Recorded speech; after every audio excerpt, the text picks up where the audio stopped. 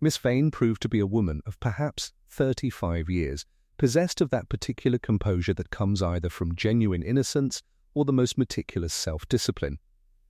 She occupied the smaller drawing room. Paston had thought it best not to receive me in the study itself, a consideration that spoke volumes about the man's nervousness, and she rose as I entered with the sort of measured grace that suggests long practice in managing the expectations of strangers. "Lord Peter Wimsey," she said, extending her hand with neither excessive warmth nor defensive coolness. "Mr. Paston has been rather cryptic about your visit, but I confess I am not entirely surprised. My father's death has troubled me, though I suspect my concerns may seem overwrought to a practical mind." I accepted her hand and noted several small details, the slight tremor in her fingers, the careful way she resumed her seat without showing her legs, the faint discoloration about her eyes suggesting either genuine grief or very considerable application of cosmetic art. "Miss Vane, I wonder if we might dispense with the preliminaries. You have already remarked upon your own misgivings regarding your father's death, which rather suggests you do not accept the good doctor's diagnosis of simple cardiac failure. What, precisely, has disturbed your equanimity?" She smiled faintly at this directness, and I observed in that smile something that might have been relief. "You are very direct, sir. I suppose that is the advantage of consulting a private investigator rather than the official police. I can speak frankly without fear of being dismissed as a hysterical woman fabricating anxieties about a family tragedy. You may attempt to speak frankly," I corrected, "though I reserve judgment as to whether you will succeed. Hysteria and veracity are not, in my experience, mutually exclusive. But proceed." Miss Vane rose and moved to the window where the last light of afternoon was bleeding away into something resembling darkness. "My father was not a well man, certainly. His heart had troubled him for several years. But on the day he died, he seemed remarkably animated. He had been expecting someone, a visitor, and though he refused to tell me who, he seemed almost pleased about it, excited even. That was unusual. Father was not a man inclined toward excitement. At what hour was this visitor expected? He did not specify. He merely asked that I remain in the morning room during the afternoon, as he wished to receive this person in the study without interruption. He was quite particular about it. He made me promise not to go upstairs, not even if I heard the bell for tea. And did you hear the bell for tea? No, but I did hear footsteps. On the service stair at approximately 4:30. I thought perhaps it was Martha, that is, our housemaid, bringing the visitor up to the study by the back way, though that struck me as rather irregular. Our father was generally quite conventional in these matters. I settled myself into a chair and observed her profile against the darkening window. "Miss Vane, I require you to account for your movements during the period between 3 o'clock and 7 o'clock on the day in question, in detail if you please, and do not trouble yourself with the decorative aspects of your narrative, simply the facts." She turned from the window, and in the growing gloom her expression was difficult to read. At 3 o'clock I was in the morning room, as I have said. I had been there since luncheon, working on a piece of embroidery. I remained there until 4:30, when I heard those footsteps. I assumed Father's visitor had arrived, so I continued with my needlework, not wishing to disturb him. At 5 o'clock, I laid aside my work and went to my room for half an hour. I had developed a genuine headache by that point, and I wished to lie down. Your room is located on the second floor, directly above the morning room. I can see the garden from my window. And you remained in your room until approximately 6:30. I then came downstairs, intending to find my father and ask whether the visitor had departed. I thought perhaps we might dine together if he was in a sociable mood. The study door was closed, but I did not think to try the handle immediately. I went first to the morning room to confirm that the fire had been maintained properly. When I returned, I thought I ought to knock before entering. There was no response, so I tried the door. It was locked. And what was your conclusion upon finding it locked? She hesitated, and in that hesitation lay something worth examining. I thought perhaps he had fallen asleep. Father sometimes locked himself away when he wished to rest undisturbed. I went to the kitchen to speak with Mrs. Craddock, the housekeeper, and asked her to fetch the spare key. We unlocked the door together at approximately 6:55, and that is when we found him. I rose and began a slow circuit of the room, my hands clasped behind my back. Miss Vane, I must ask you a question that may seem impertinent. Did your father possess substantial wealth? A considerable fortune, yes, made in textiles primarily, though he had been retired for some years. And the disposition of that fortune, did you stand to benefit significantly from his death? Her face grew pale, and for a moment I thought she might decline to answer. When she spoke, her voice was barely above a whisper. Yes, Lord Peter, I am to receive the bulk of his estate. Everything, in fact, except for a small annuity to his second wife's sister. I was aware that this placed me in a rather awkward position regarding suspicion, which is precisely why I contacted Mr. Paston and suggested that your services be engaged. How very convenient, I murmured. Tell me, did you at any point during that afternoon leave the morning room for any reason whatsoever? To visit the lavatory, perhaps? To fetch water? To speak with a servant? No, Lord Peter. I remained there throughout, precisely as my father had instructed. Though I confess I found the restriction rather oppressive. I imagine you did, said I. Now then, I should like to examine the study. The study of Augustus Vane presented itself as a monument to both his wealth and his particular eccentricities. The room occupied the entirety of the eastern corner of the first floor, with windows overlooking the garden and the distant prospect of the Ashford Road. It was, in the Victorian manner, substantially overcrowded, leather-bound volumes lined every wall, interspersed with curious artifacts that suggested either refined collecting or indiscriminate acquisition. A stuffed owl gazed balefully from atop a mahogany cabinet. Several pieces of Chinese porcelain occupied a glass case beneath the window. Most notably, the room was dominated by an enormous oak desk upon which sat various papers in that state of orderly disarray that suggests a man of systematic habits interrupted mid-thought. The body had, mercifully, been removed to the care of an undertaker, but the study retained that peculiar atmosphere of recent death, a staleness in the air compounded by dust, old leather, and something faintly medicinal. I stood in the doorway for a moment, allowing my eyes to traverse the space methodically, noting arrangements and absences with equal attention.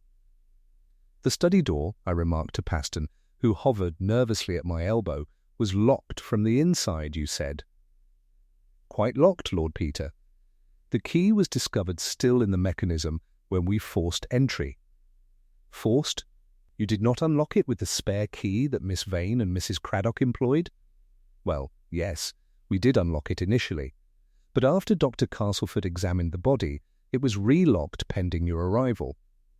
The inspector from Scotland Yard was concerned about the scene being disturbed. Ah, so the local constabulary has begun to entertain doubts as well. How refreshing. Inspector Hartwell? I presume? No? Then who? Inspector Morley, sir. He came out from town yesterday. I moved into the study proper and made directly for the fireplace, where the remnants of a substantial fire still occupied the grate. The ash was thick and undisturbed, suggesting no recent disturbance. The fire, I observed, appears to have burned considerably. When was it last attended? Paston consulted his inevitable notebook. Mrs. Craddock states that she added coal at approximately 3:30 and again at 5:30 before Miss Vane came down. She entered the study at 5:30 to service the fire? Yes, sir.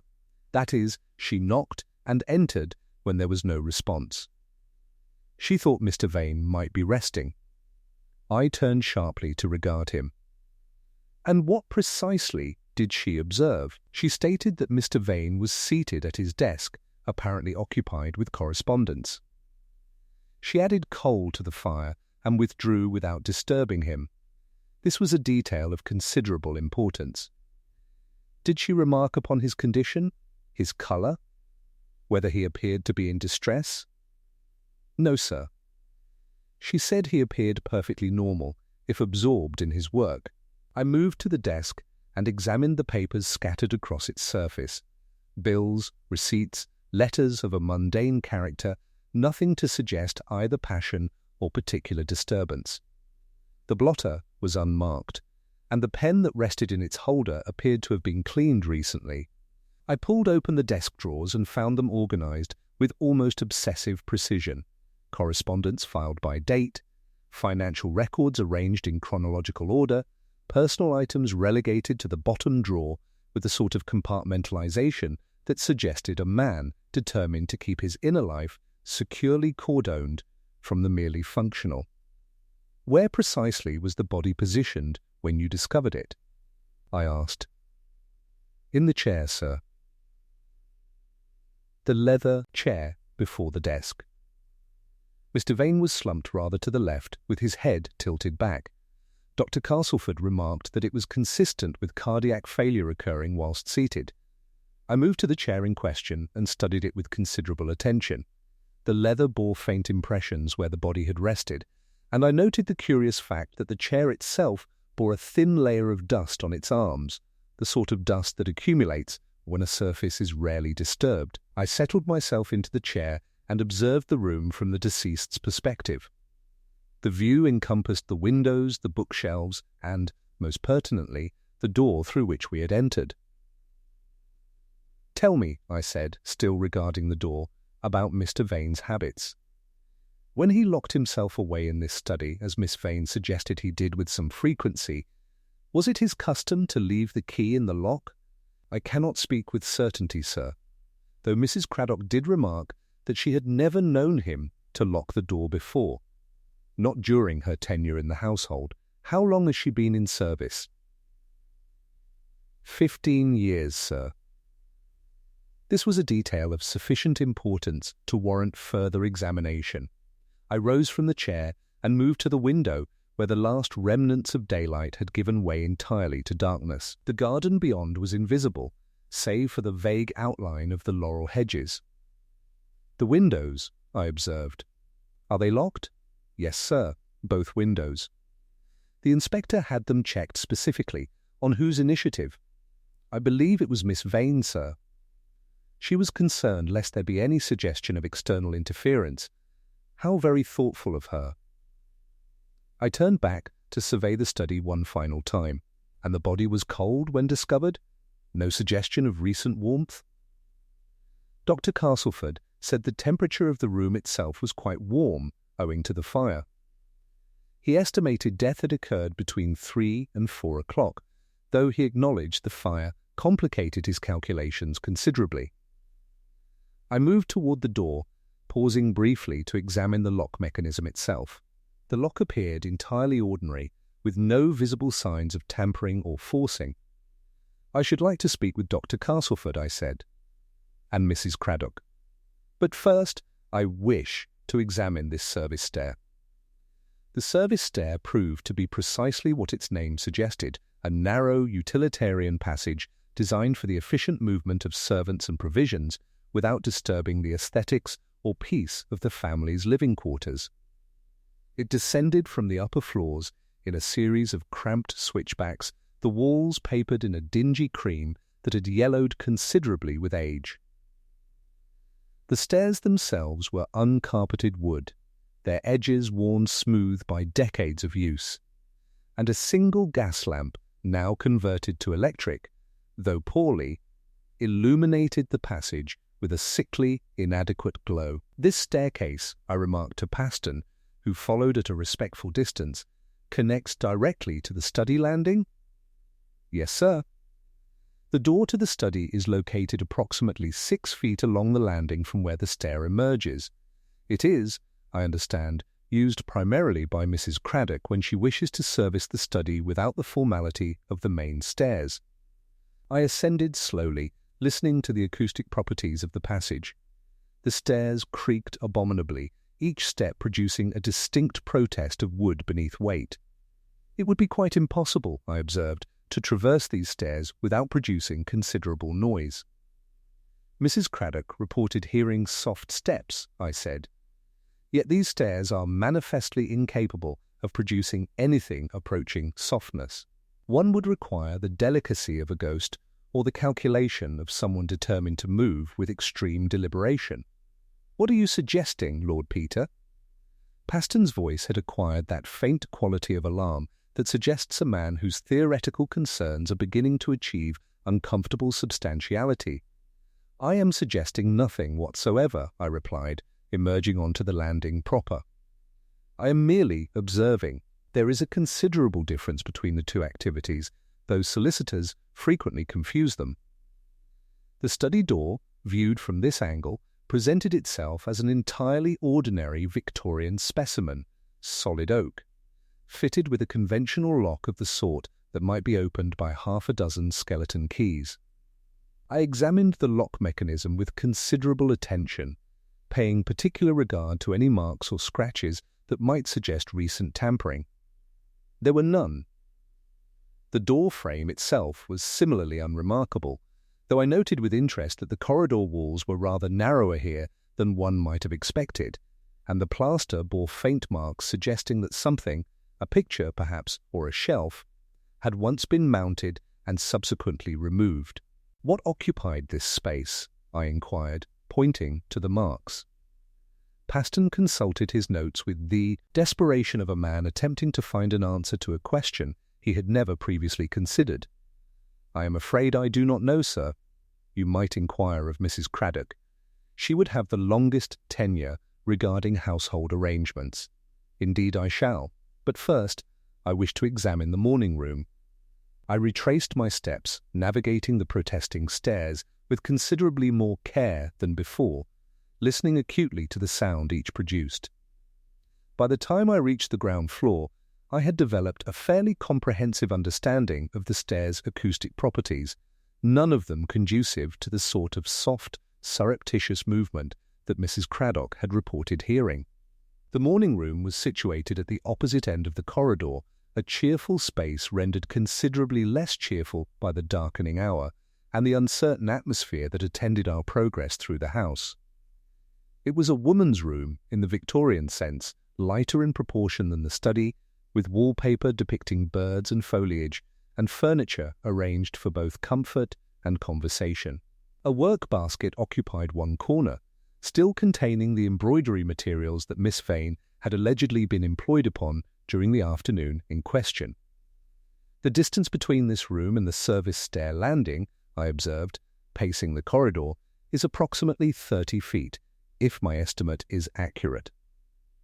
Sound would travel readily through these walls. Mrs. Craddock would have heard any substantial commotion on the service stair while standing in the kitchen. The kitchen is located beyond the green baize door, Paston indicated, at the far end of the corridor. She would have heard it, certainly, but the sound might have been somewhat muffled. Yet she described the footsteps as soft. Muffled sound and soft steps are not equivalent phenomena, are they? Muffled sound suggests distance or barriers. Soft steps suggest deliberate quietness. I turned to regard him directly. Tell me, has anyone examined whether Miss Vane's embroidery work was actually in progress on the day of her father's death? Whether the needle was threaded? Whether the work itself bore any signs of recent activity? Paston's expression suggested that this line of inquiry had not previously occurred to anyone in the official investigation. I cannot say, sir. Inspector Morley examined the study quite thoroughly, but the morning room was not considered relevant to the inquiry. Of course it was not, I observed dryly, because everyone appears to have accepted at face value the narrative that Miss Vane was present there throughout the afternoon. A convenient assumption, particularly if one has not attempted to verify it through any means other than Miss Vane's own testimony. At this precise moment, we were interrupted by the arrival of Mrs. Craddock herself, summoned, Paston informed me, by a servant at my request. She materialized in the doorway like something conjured from the very air itself, a woman of perhaps 60 years, possessed of that particular severity that comes from long service in respectable households. Her grey hair was drawn back in a bun so tight it appeared to cause her physical distress, and her eyes regarded us with the cautious assessment of someone who has learnt through experience that investigators typically bring trouble in their wake. "Mrs. Craddock," I began, employing the tone of affability that typically puts such individuals at ease, "I wonder if you might clarify a matter for me. The footsteps you heard ascending the service stair at approximately 4:30, were you certain of the time?" "Quite certain, sir. I was in the kitchen preparing tea. The clock on the mantelpiece had just struck the half-hour. And you recognized them as footsteps? Ascending, you said?" "Yes, sir. Definite footsteps. Someone going up the stair. Slow and careful-like, but definitely going up. Yet you did not investigate?" "No, sir. I assumed it was Miss Vane or one of the maids, though Miss Vane was, as you later discovered, occupied in the morning room." Her hesitation was barely perceptible, but perceptible nonetheless. "Yes, sir." So she said. It was the quality of that hesitation that warranted further attention.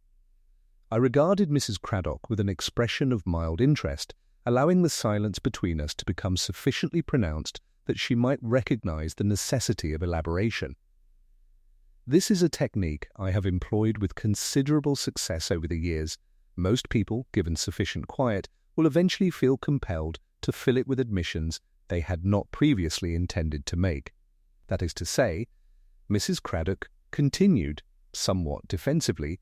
She said she had been there all afternoon. But I hadn't actually seen her myself, not since luncheon. I simply assumed she was where she said she was. A reasonable assumption, I observed, provided one has no reason to question it. Yet something has caused you to reconsider, has it not? Some detail that troubled you sufficiently to bring this entire matter to Mr. Paston's attention? She exchanged a glance with Paston, who nodded almost imperceptibly, suggesting that whatever confidence she was about to breach had already been partially disclosed to him in private correspondence. "It was the embroidery, sir," she said quietly. "After Mr. Vane was found, I went into the morning room to dust and set things to rights. The embroidery frame was there on the table, as Miss Vane had said. But the needle, it wasn't threaded, sir, and the work itself, it hadn't been touched in days. There was dust on the frame. This was, indeed, a detail of considerable significance. You are quite certain of this?" "The work had not been recently undertaken. Certain as I can be, sir. I dust that room every morning." The frame had been sitting there, undisturbed, for at least a week, I should say, perhaps longer. And yet Miss Vane claims to have been engaged in this work throughout the afternoon? "Yes, sir." Though I confess I found it odd, even at the time. Miss Vane has never been particularly fond of needlework. Her mother, Mr. Vane's first wife, was much devoted to such things, but Miss Vane always preferred books. I moved to the work basket and examined its contents with renewed interest. The materials within were of excellent quality, fine silk threads in various hues, a selection of needles, a thimble of silver. The embroidery frame held a partially completed design depicting a rose in considerable botanical detail. I ran my fingers lightly across the frame's surface and confirmed Mrs. Craddock's assessment. A film of dust undisturbed by any recent contact lay upon every surface. "Mrs. Craddock," I said, turning back to her, "when you entered the study at 5:30 to service the fire, you observed Mr. Vane seated at his desk, apparently engaged in correspondence. Did he acknowledge your presence?" No, sir. He didn't look up. I thought perhaps he was quite absorbed in his work, so I was careful not to disturb him. I added the coal quietly and withdrew. And his posture? You can describe it with precision? She considered this with the gravity of someone aware that precision might prove consequential. He was leaning forward somewhat, sir, with his head bent over the desk. His hands were... Well, I couldn't see them clearly, but one seemed to be resting on the desktop. He was wearing his smoking jacket, the dark blue one, and his collar was undone, as was his habit when he was alone. The windows of the study, I continued, were they curtained at 5:30? No, sir. The curtains were drawn at dusk, as a rule. Sometime around 6 o'clock, I should think. That would have been Martha's duty. And who is Martha? The housemaid, sir. Young girl, not yet 20. She's been with us for 3 years. I made a mental note to speak with Martha at the earliest opportunity. When you entered the study at 5:30, did you observe anything unusual? Any smell, for instance? Any indication of distress or recent violence? Nothing, sir. The room smelled as it always does, leather and Mr. Vane's cigars, and the books. Nothing out of the ordinary. Tell me about Mr. Vane's health. Was he in the habit of taking medication? Yes, sir. He had a tonic that he took each afternoon. Dr. Castleford had prescribed it for his heart. A small glass taken at approximately 4 o'clock, always. This was sufficiently important that I repeated it to confirm my understanding. At 4 o'clock precisely, or approximately? Approximately, sir, usually sometime between 3:30 and 4:30. He kept the bottle on a small table beside his chair in the study. He preferred to take it there, in private. And on the day of his death, did he take this tonic? I cannot say for certain, sir, but the glass was there when I found him, sitting on the table beside the chair. Empty. I glanced toward Paston, who appeared to be experiencing the particular distress of a solicitor confronted with information that substantially complicated his understanding of events. Was this glass examined by Dr. Castleford or by the inspector? I do not believe so, sir, Paston said uncertainly. At least, there is no mention of it in the official notes.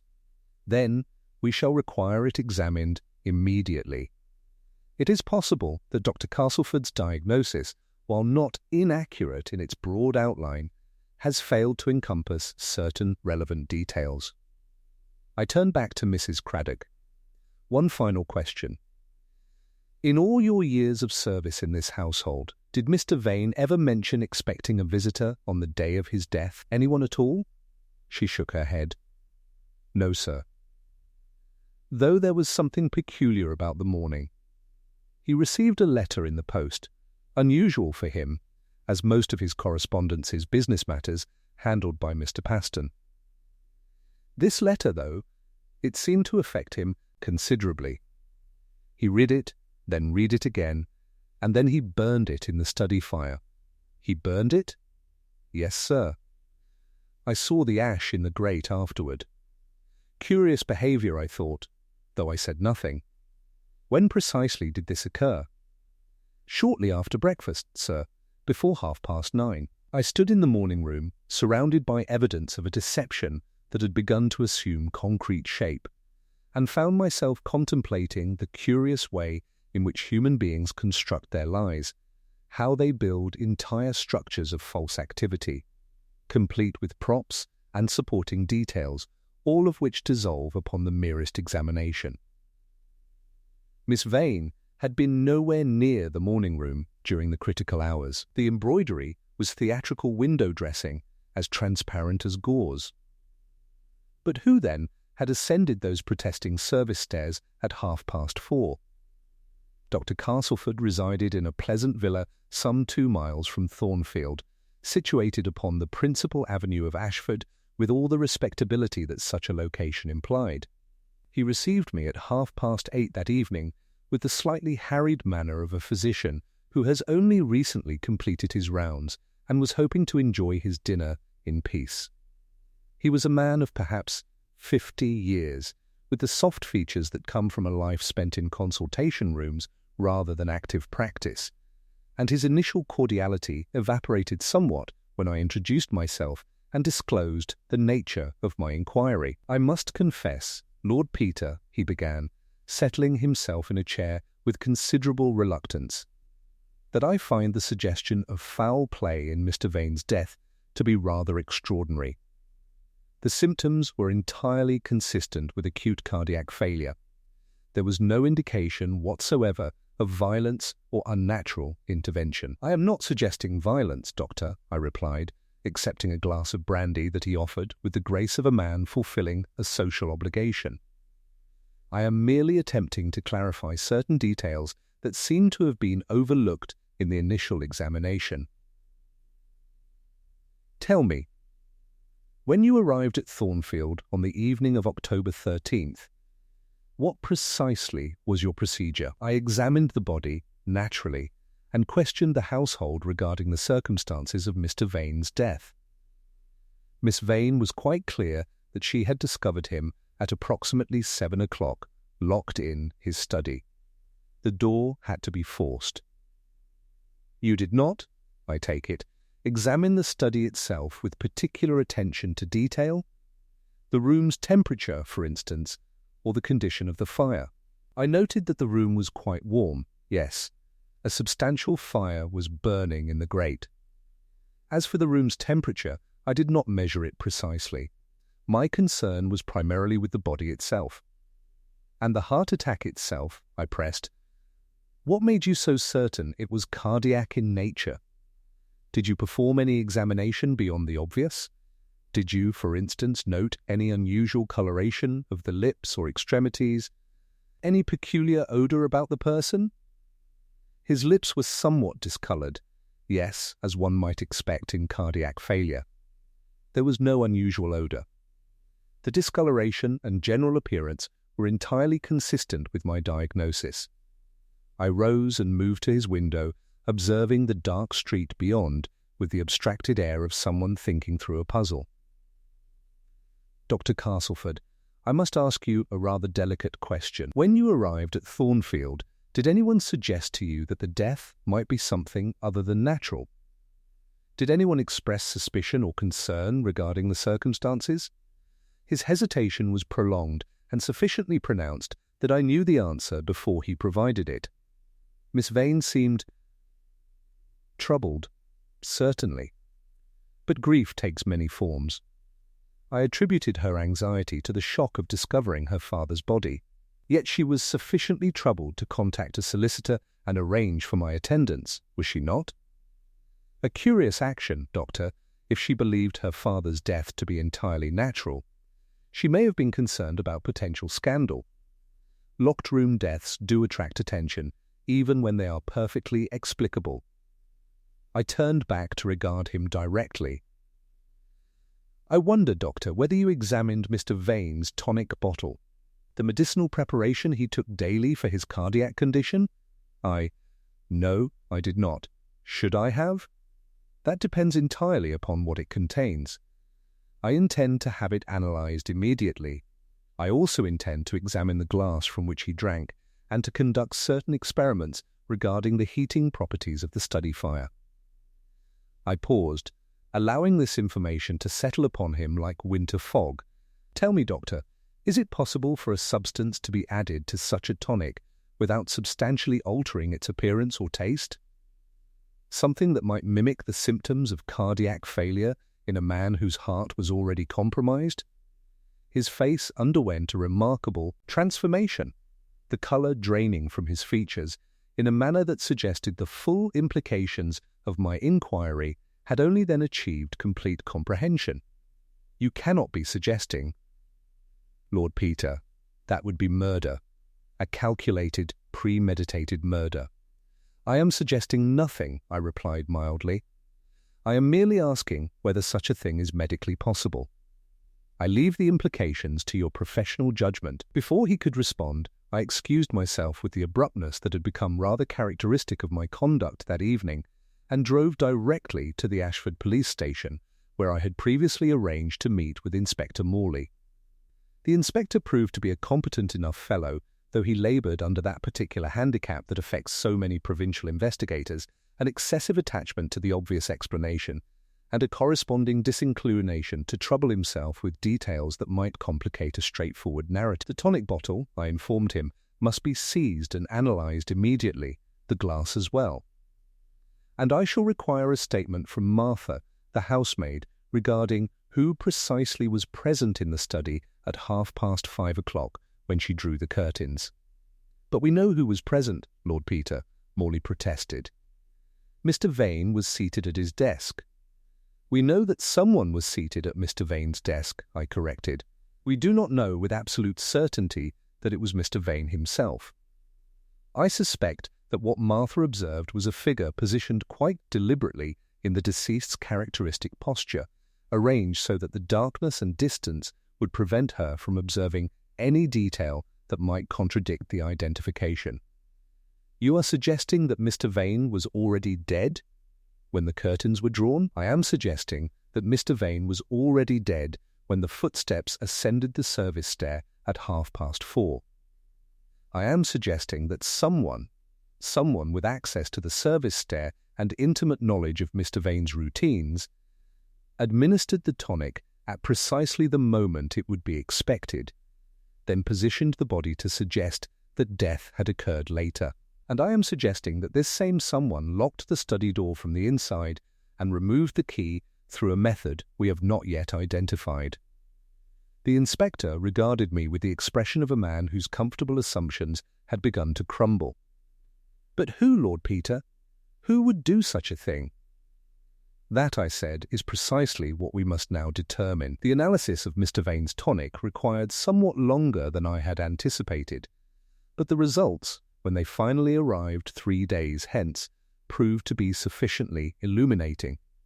The substance in question was indeed a cardiac preparation, precisely as advertised, but it contained, in addition to its legitimate components, a quantity of digitalis extract substantially in excess of any therapeutic dose.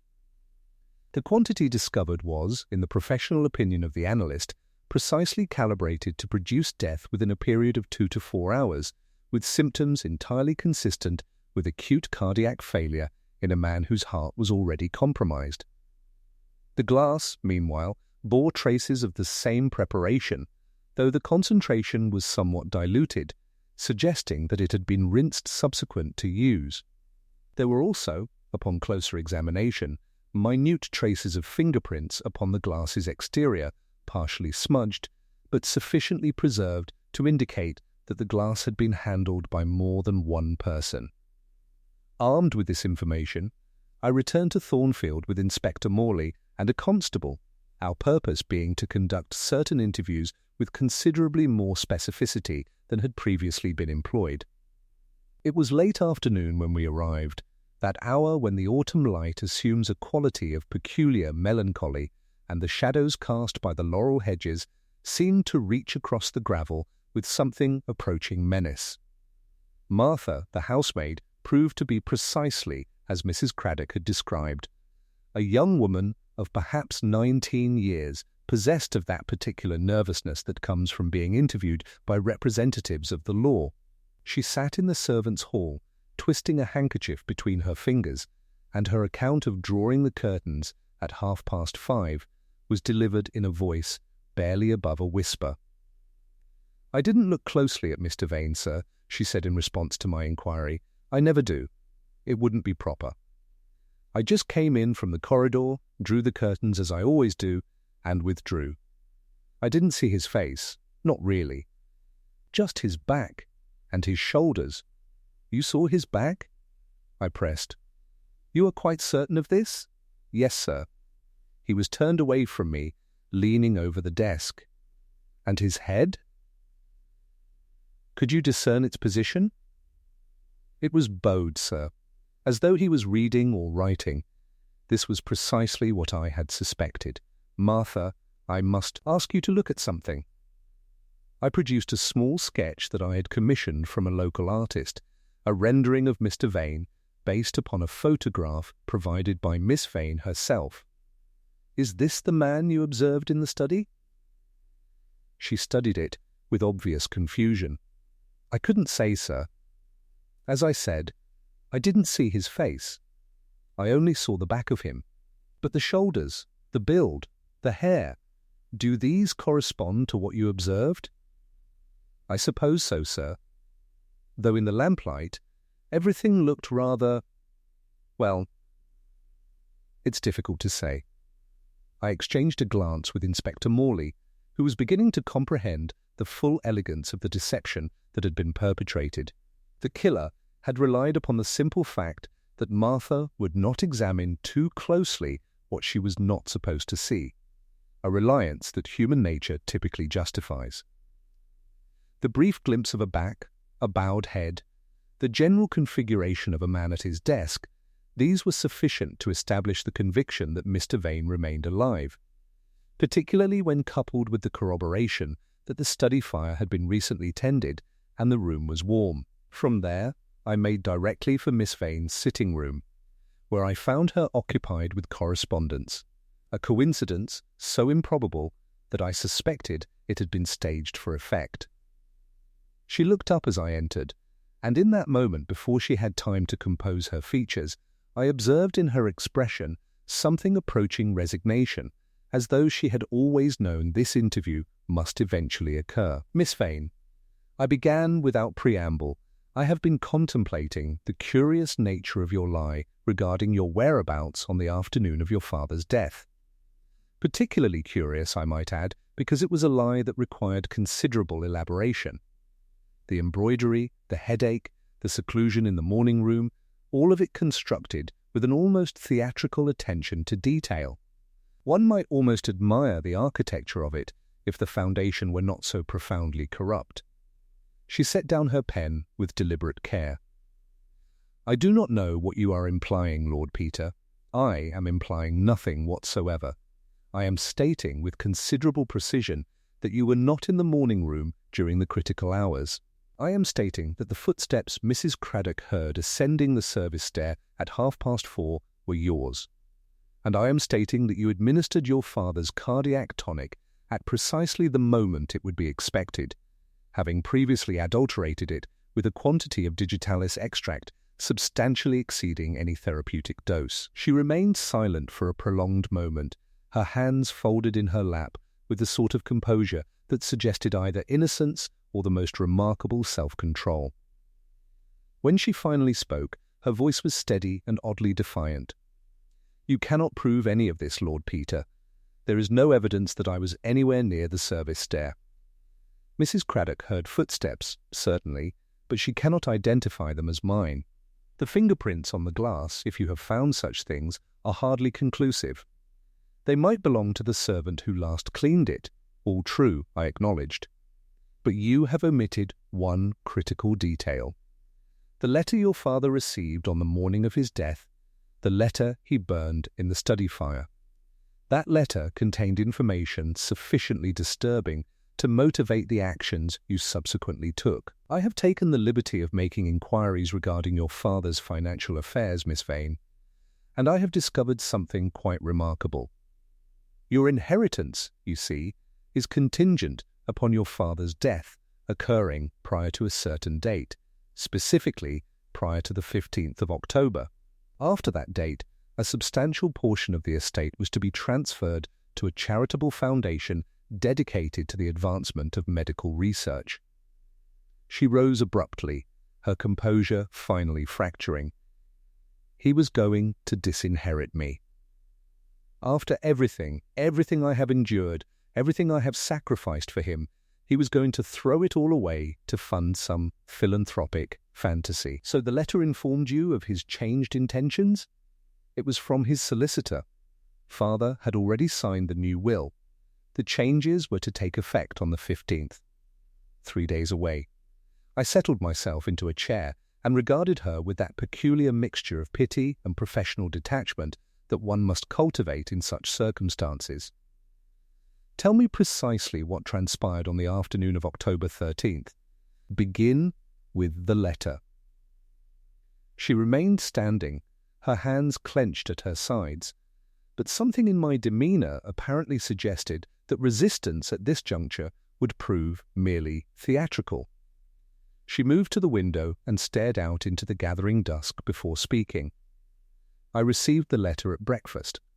It was addressed to me personally. Father had instructed his solicitor to send it directly rather than through the normal channels. I read it there, at the table, whilst Father was occupied with his newspaper. When I understood what it contained, when I comprehended that he intended to reduce my inheritance to a pittance, that he had decided my entire life was to be rendered meaningless, I could not remain seated as though it were merely ordinary correspondence. "And so you burned it?" I excused myself and came to the study. Father was occupied elsewhere. I threw the letter into the fire and watched it consume. I thought perhaps if it no longer existed, if I could simply will the contents to be untrue, then somehow the reality of it might change as well. I was not thinking clearly, Lord Peter. I was thinking only of the injustice, the cruelty of it. What was the provocation for your father's sudden change of heart? He had presumably always intended the estate to pass to you. "My mother's money," she said bitterly. "The estate itself came from my mother's family. Father had merely administered it during his lifetime. When my mother died, Father inherited certain securities that had been held in trust. The income from those securities was substantial, more than sufficient to fund his charitable interests. But he had always maintained that the principal estate itself would pass to me. That was the understanding upon which I had built my life. But something changed? Yes. 3 months ago, Father became involved with a woman. A widow, considerably younger than himself, who professed to share his philanthropic interests. She has been filling his head with ideas regarding the moral bankruptcy of inherited wealth, the necessity of giving back to society. She convinced him that his intention to leave me the estate was somehow selfish, that he was depriving worthy institutions of resources that might benefit humanity. And where is this woman now? I have no idea. She left the household approximately a month ago. Father seemed quite melancholy about it, though he refused to discuss the matter. I had thought the affair was concluded, that his temporary madness had passed. But apparently he had determined to honour her wishes, regardless of whether she remained to witness it. I rose and moved to stand beside her at the window.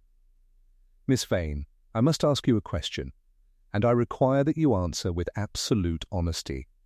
On the afternoon in question, when you came to the study with the intention of administering the tonic, had you planned this action in advance? Or was it a decision made in the moment, born of desperation?" She was silent for a considerable time. "I had obtained the digitalis 3 weeks prior," she finally said. "I had begun adding it to the tonic bottle gradually in minute quantities. I told myself that I was merely observing what would occur, that I had no genuine intention of carrying it through to completion. It was like a game, Lord Peter, a terrible, wicked game in which I was testing my own will against the constraints of morality and law. And then the letter arrived. Yes, the letter rendered the game into something infinitely more serious. Suddenly, there was a deadline. I had only 3 days in which to act, or everything would be lost. Everything I had sacrificed for, everything I had endured in this house, managing his affairs, tolerating his moods, accepting his limitations, it would all be rendered meaningless. So, I accelerated the schedule. I added sufficient digitalis to the bottle that morning to ensure the result would be swift and irreversible. You knew your father took his tonic at approximately 4 o'clock? Yes. He had taken it at that hour every afternoon for the past 5 years. I knew he would take it alone, in his study, undisturbed. I knew that within an hour the effects would become pronounced. I knew that to anyone observing him, it would appear that he had simply suffered another cardiac episode, one that his aging heart could not survive. And the locked door? How did you manage that particular detail? When I came downstairs at 4:30 and climbed the service stair, I found the study door unlocked. Father always left it so, with the key in the lock. I entered and found him already experiencing the initial effects of the poison. He was confused, struggling to breathe. I administered the remainder of the tonic to accelerate the process. He died within minutes. And then? I positioned him as carefully as I could manage, arranging him in his chair so that to a cursory glance he might appear merely to be resting. I locked the door from the inside and removed the key, placing it beneath a loose board in the service stair corridor, in that location where the wallpaper had been damaged. I knew that once he was discovered, once the doctor had confirmed the cardiac failure, the key would be found easily enough, and no one would question how it came to be there. I descended the stair and returned to the morning room, arranging the embroidery as though I had been occupied with it the entire afternoon. A neat plan, I observed quietly, except for one critical oversight. You did not account for the possibility that someone would question the most obvious details, the embroidery, the timeline, the accessibility of the service stair. You did not account for the fact that the most careful deceptions are often undone, not by grand revelation but by minute inconsistencies. Inspector Morley had entered the room whilst we were speaking. He had been listening from the doorway, I suspected, for some minutes. He stepped forward with the weary resignation of a man performing a familiar but never pleasant task. Miss Dorothy Vane, I am placing you under arrest for the murder of Augustus Vane. You have the right to remain silent, though anything you do say may be used as evidence against you in court. As the constable produced handcuffs, Miss Vane turned to regard me with an expression of such profound despair that I found myself contemplating, not for the first time, the curious way in which human passion can transform ordinary individuals into perpetrators of extraordinary acts. She had murdered her father not from genuine evil, but from a wounded sense of entitlement, from the conviction that the world had betrayed her, and that this betrayal justified the most irreversible of responses. The interrogation room at the Ashford police station possessed that particular atmosphere of institutional dreariness that one encounters in such establishments: beige walls, a table of scarred wood, and a single window positioned so high that it admitted only the vaguest suggestion of natural light. Inspector Morley had arranged for Miss Vane to be questioned formally, and I was permitted to observe from an adjacent chamber through a door left deliberately ajar. It was a courtesy extended to me by virtue of my unofficial role in the investigation, though I suspect Morley's primary motivation was the hope that my presence might encourage some final revelation that would render the prosecution's case unassailable. Miss Vane sat with remarkable composure, her hands folded upon the table before her, her expression suggesting resignation rather than defiance. She had requested neither solicitor nor minister, a decision that seemed to indicate a certain acceptance of her circumstances. When Morley began his questioning, she answered with a directness that bordered upon clinical detachment, as though she were discussing the actions of some other person entirely. "I wish to understand," Morley said, consulting his notes, "whether there were any accomplices in this matter. Any person who might have assisted you in obtaining the digitalis, or who possessed knowledge of your intentions." "No one," Miss Vane replied firmly. "The digitalis was obtained through a chemist in London under a false name. I told them it was for a landscaping project. Digitalis flowers have certain ornamental qualities.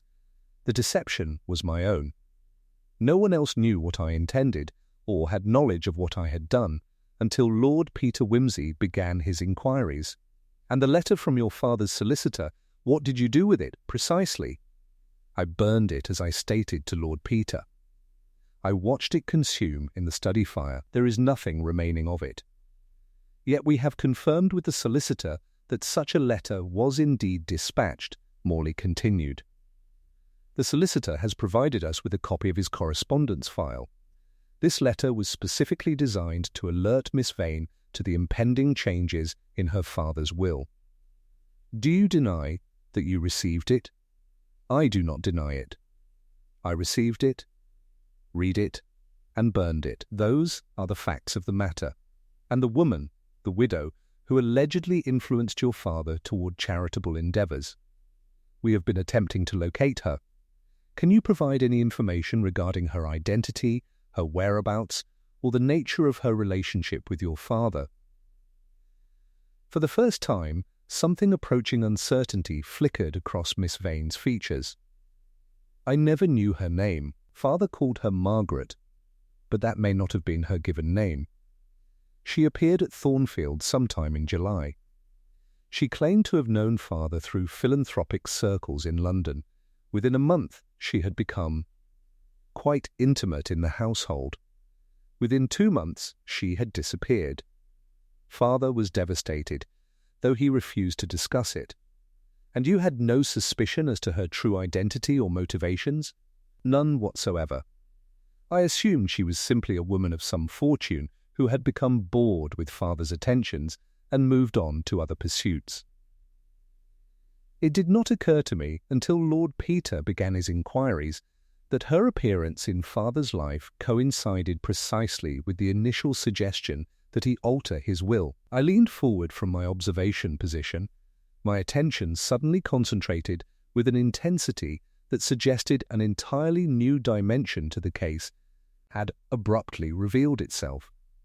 The appearance of this mysterious woman, the strategic timing of her influence, the calculated manner in which she had apparently positioned herself to alter Mr. Vane's testamentary intentions, these elements suggested a sophistication of planning that seemed rather at odds with the impulsive desperation that had characterized Miss Vane's final actions.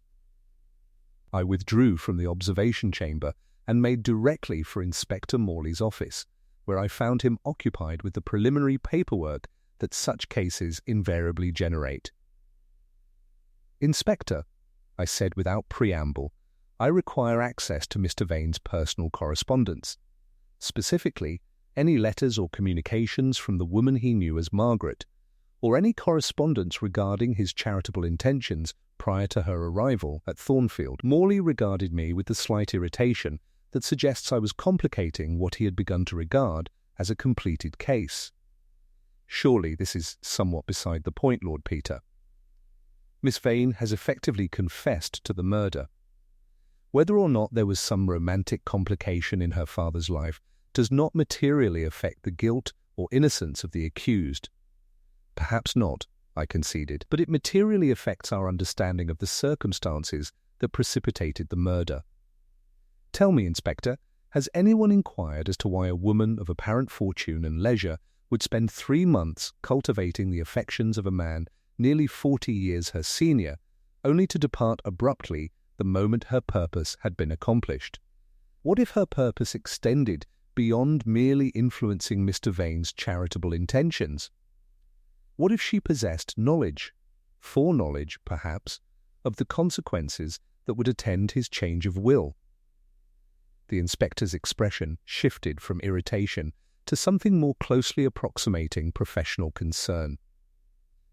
"You are suggesting what?" "Precisely. That this woman was somehow involved in the murder?" "I am suggesting nothing whatsoever," I replied, employing the phrase with which I had begun to become rather tediously repetitive. "I am suggesting only that the complete picture of events warrants investigation. Bring me the correspondence." Within the hour, I had Mr. Vane's personal papers spread across Morley's desk, sorted with the meticulous attention that lengthy experience in such matters had rendered habitual. There were not many letters from the mysterious Margaret. She had apparently preferred verbal communication to written record, a discretion that suggested considerable caution. The few letters that did exist were written in a hand that was educated but deliberately unremarkable, containing nothing more incriminating than expressions of admiration for Mr. Vane's character and protestations of shared philanthropic enthusiasm. Yet there was one detail that caught my attention with the force of a revelation. In the final letter, written the day before her departure from Thornfield, Margaret had made a curious remark regarding her own circumstances. She had written, "I do hope you will understand that I must return to London to attend to certain family matters. A cousin of mine has recently inherited an estate in Kent, and my presence is required to assist with the disposition of certain effects. I shall be quite preoccupied for some weeks, I fear, and shall be unable to maintain our correspondence with the regularity I might wish." I stared at this passage for a prolonged moment, allowing the implications to crystallize into coherent form. A cousin with a recently inherited estate in Kent.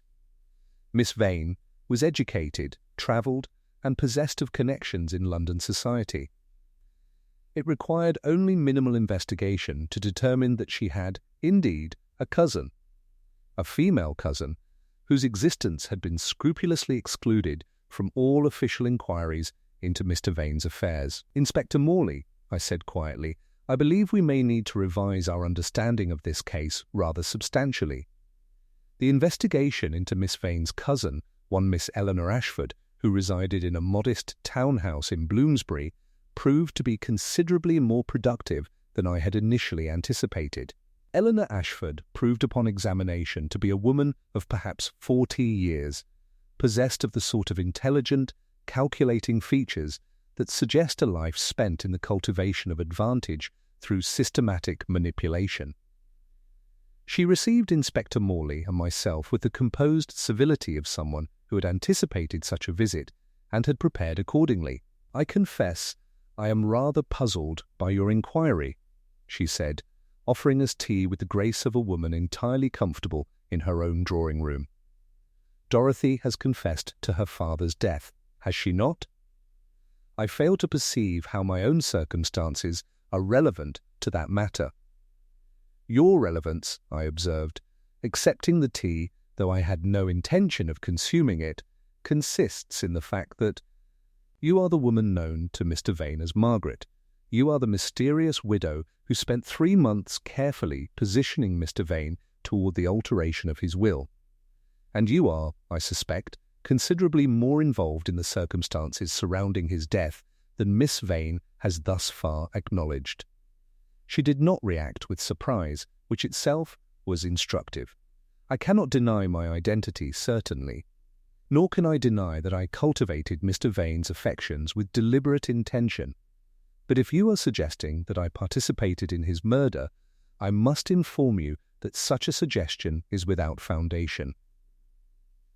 I departed Thornfield in early September, more than a month before Mr. Vane's death. You departed Thornfield, I acknowledged, but you did not depart the conspiracy. Tell me, Miss Ashford, what was your relationship to your cousin? And more importantly, what was your understanding regarding her financial circumstances?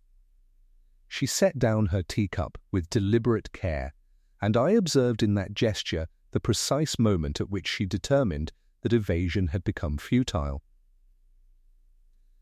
Dorothy and I have been companions since childhood. Our family connections are substantial, but our individual fortunes are modest.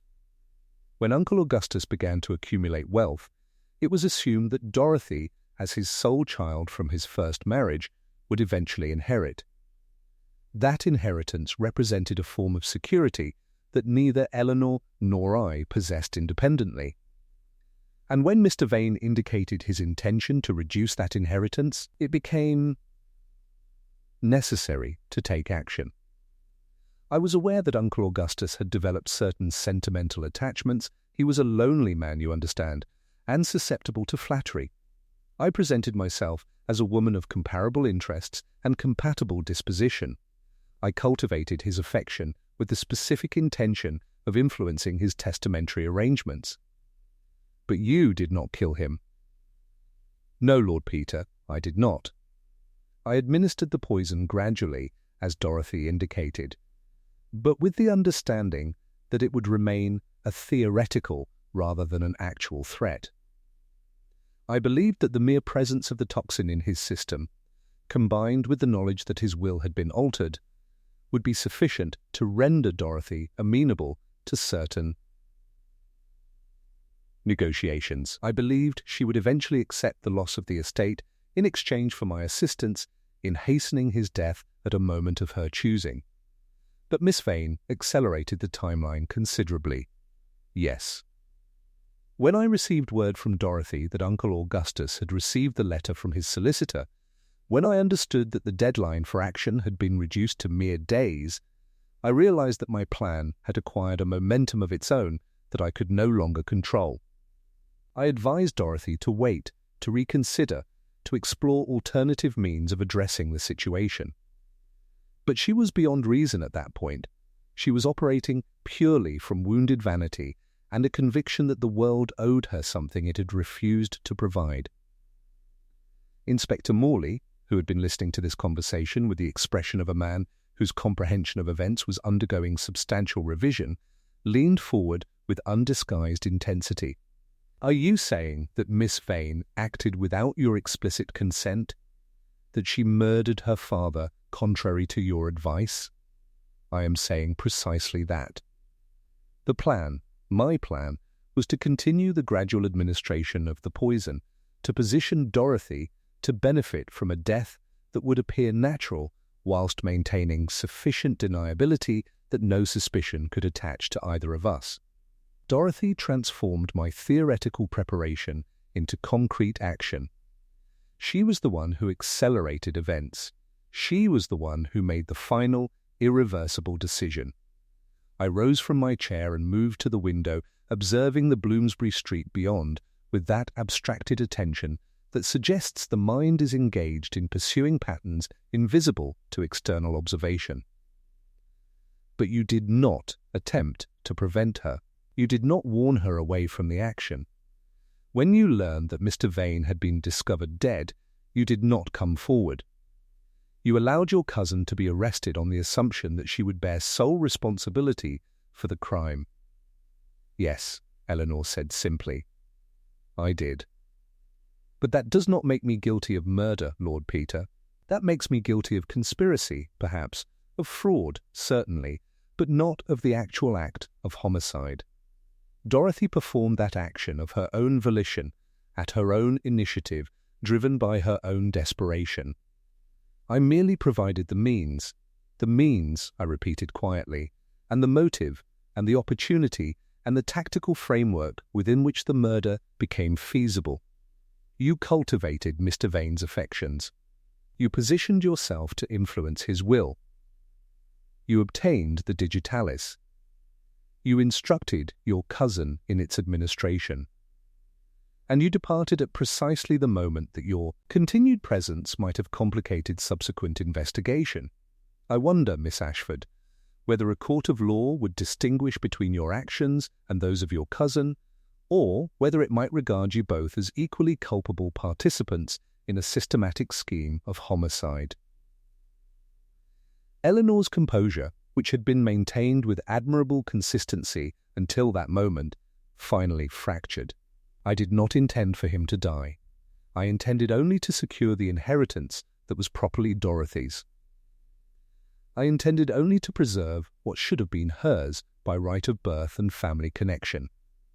"Yet he is quite thoroughly dead," I observed, "and your cousin will almost certainly be hanged for the crime. The road to perdition, Miss Ashford, is paved not merely with evil intentions, but with good intentions pursued through corrupt means.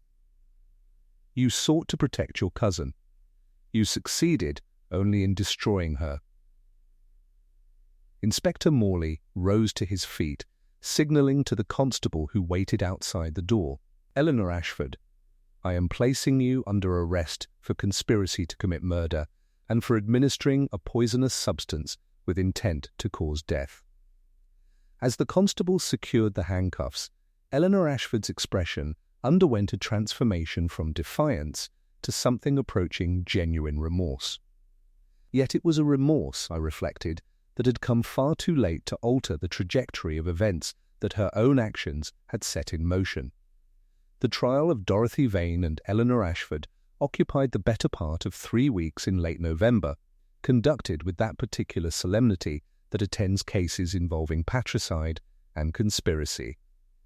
The courtroom, was invariably crowded, murder trials possess a certain lurid appeal to the public imagination, particularly when the perpetrators are women of ostensibly respectable station and the victim was a man of considerable wealth.